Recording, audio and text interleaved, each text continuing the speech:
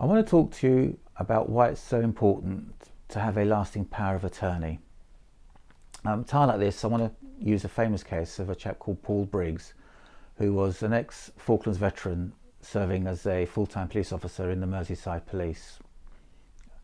One day, on his way to work, Paul had a motorcycle accident and ended up receiving brain damage as a consequence.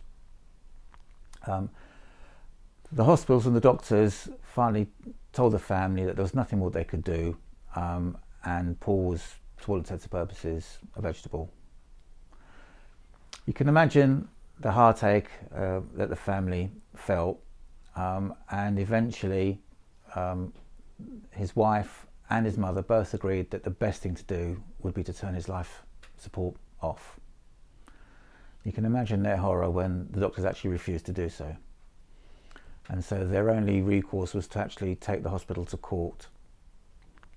Had Paul given his wife power of attorney, the decisions would have been taken away from complete strangers who didn't know him and given back to his loved ones who did know him and knew what he would have wanted.